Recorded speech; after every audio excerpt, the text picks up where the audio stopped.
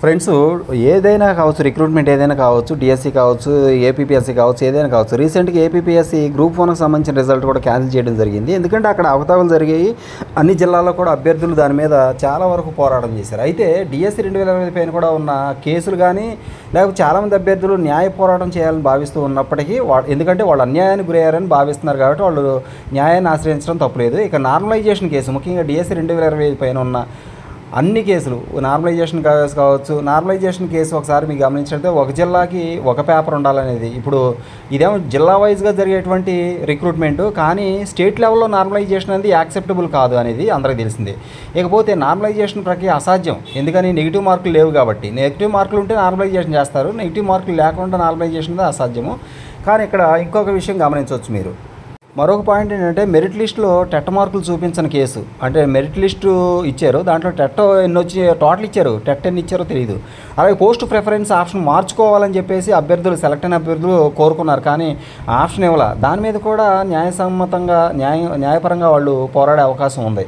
ఇకపోతే నార్మలైజేషన్ విషయంలో న్యాయ పోరాటం చేసే అవకాశం ఉంది. మెరిట్ లిస్టు విషయంలో టెట్ మార్కులు ఇవ్వకపోవడం న్యాయ పోరాటం చేసే అవకాశం ఉంది. మరి ఆప్షన్స్, తమకు కావాల్సిన పోస్ట్ ఏది కావాలి, ఎందుకంటే క్వాలిఫై అయిన అభ్యర్థులు తమకు కావాల్సిన పోస్టు సెలెక్ట్ చేసుకునే ఆప్షన్ ఇవ్వలేదు, దాని మీద కూడా న్యాయ పోరాటం చేయొచ్చు. ఎగ్జామ్లో డాట్స్ వచ్చిన కేసు, మీకు రెస్పాన్స్ షీట్ ఇచ్చిన తర్వాత చాలామందికి ఆన్సర్లు పెడితే ఆన్సర్ రాకుండా డాట్స్ వచ్చినాయి, అది కూడా టెక్నికల్ ప్రాబ్లం, అది కూడా అభ్యర్థులు దాని మీద కూడా న్యాయ పోరాటం చేసే అవకాశం ఉంది. ఇక పోస్టులు అప్లికేషన్ల కన్నా మెరిట్ లిస్టులో ఎక్కువ మంది అభ్యర్థులు ఉన్నారు. మరి అప్లికేషన్ పెట్టినప్పుడు ఎంతమంది అభ్యర్థులు ఉన్నారో మనకి అనౌన్స్ చేయడం జరిగింది, కానీ మెరిట్ లిస్టులో అంతకంటే ఎక్కువ మంది అభ్యర్థులు కనిపిస్తున్నారు ఆయా కేటగిరీలో. మరి దాని మీద కూడా న్యాయ పోరాటం చేసే అవకాశం ఉంది. లాంగ్వేజెస్ వారు 2A పేపర్ క్వాలిఫైయింగ్ అనుకున్న అవ్వకపోయినా కానీ, యాక్చువల్గా లాంగ్వేజ్ వాళ్ళు టెట్లో 2A పేపర్ రాయాలి, అది క్వాలిఫై కాకపోయినా కానీ నాన్ లాంగ్వేజ్ టెట్ మార్కులతో మెరిట్ లిస్ట్ ఇచ్చారు. దాని మీద కూడా కేసు అనేది యాక్చువల్గా న్యాయసమ్మతమైన న్యాయ పోరాటం అనేది చేయడానికి ఛాన్స్ ఉంది.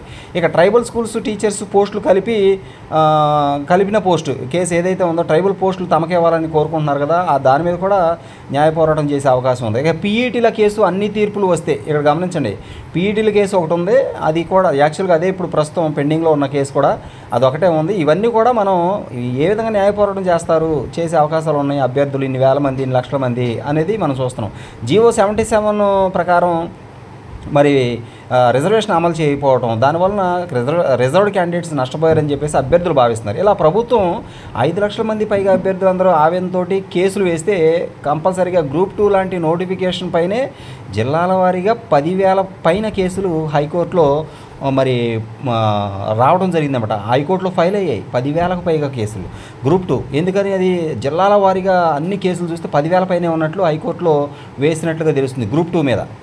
ఎందుకంటే ఆ గ్రూప్ 2లో తాము అన్యాయానికి గురయ్యామని భావించారు కాబట్టి వాళ్ళు న్యాయాన్ని ఆశ్రయించడం జరిగిందనమాట. ఆ విధంగా 10,000 పైన కేసులు హైకోర్టులో వేయడం జరిగింది ఓన్లీ గ్రూప్ 2 మీద. ఆ విధంగా పోల్చుకున్నప్పుడు మరి ఎంతో ప్రాధాన్యం ఉన్నటువంటి టీచర్ పోస్టులు, డిఎస్సి పోస్టుల్లో గందరగోళ పరిస్థితులు కావచ్చు, అభ్యర్థులు తాము ఏ విధంగా అయితే నష్టపోయామనుకుంటున్నారో ఆ రకంగా చూసినట్టయితే ఇంతకంటే ఎక్కువ కేసులు ఫైల్ అవుతాయేమో అనే సందేహం అయితే కలుగుతూ ఉందన్నమాట. గ్రూప్ 2 మీద 10,000 పైన కేసులు ఫైల్ అయితే గవర్నర్ గారికి అలాగే ఇంకోటి, గవర్నర్ గారికి ప్రతిదీ అన్యాయం అని చెప్పేసి పోస్ట్ కార్డులు కూడా రాయడం జరిగింది. అప్పుడు గ్రూప్ 2 సంబంధించి పోస్ట్ కార్డులు కూడా రాశారు. అలాగే వందల సంఖ్యలో ప్రతి జిల్లాలో కూడా శాసనసభ్యులు ఇంటి వద్దకు వెళ్ళి రిప్రజెంటేషన్ కూడా ఇవ్వడం జరిగింది అప్పుడు. తద్వారా హైకోర్టులో అందుకే అది చివరి తీర్పు వరకు వచ్చింది. ఇక్కడ గమనించాల్సిన విషయం ఏంటంటే, గ్రూప్ 2లో న్యాయం జరగాలని చెప్పేసి అభ్యర్థులు గవర్నర్ గారికి లెటర్ రాశారు. అందులో జరిగిన అన్యాయాన్ని వివరిస్తూ గవర్నర్ గారికి లెటర్ రాశారు.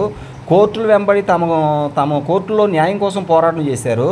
మళ్ళీ ఎమ్మెల్సీలు, ఎమ్మెల్యేల యొక్క ఇళ్ల దగ్గరికి వెళ్ళి తమ రిప్రజెంటేషన్ ఇచ్చారు. ఎన్నో రకాల ప్రయత్నాలు చేస్తే అది కోర్టులో చివరి వరకు రావడం జరిగిందనమాట. అక్కడ వాళ్ళకి న్యాయం జరిగింది.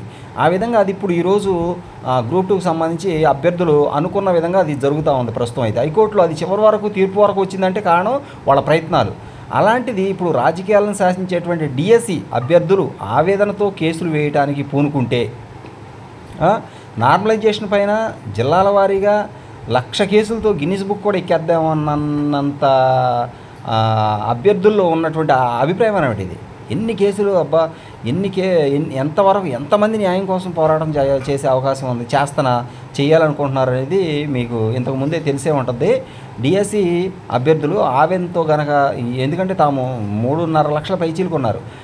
మరి వాళ్ళు నార్మలైజేషన్ మొదటి నుంచి కూడా మాకు వద్దు అని నెగిటివ్ మార్కులు లేనప్పుడు నార్మలైజేషన్ ఏ జిల్లాకు ఆ జిల్లా ఒక పేపర్ ఇస్తే బాగుండు అని కోరుకున్నారన్నమాట. ఈ విధంగా కనుక అనుకుంటే ఎన్నో అంశాలు ఉన్నాయి న్యాయ పోరాటం చేయడానికి వీళ్ళకి.